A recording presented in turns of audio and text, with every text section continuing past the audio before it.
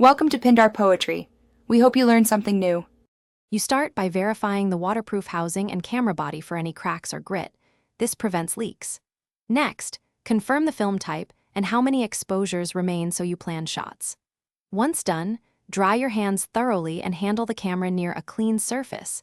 This reduces the risk of contaminating the seal.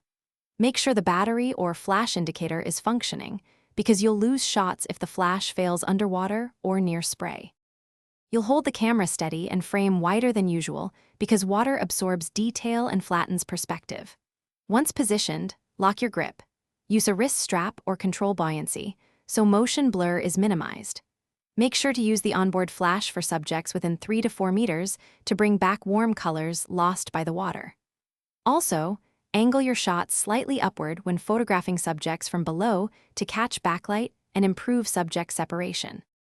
You finish by rinsing the exterior with fresh water to remove salt and chlorine, then dry all seals and the housing carefully before opening for processing. Once dry, check the film counter and store the camera in a cool, dark place to avoid heat damage. If you notice any fogging or water droplets inside, suspect a compromised seal. Stop using the camera, dry it fully, and perform a bagged submersion test to locate the leak before attempting more shots. Thanks for watching. Consider subscribing if we helped you.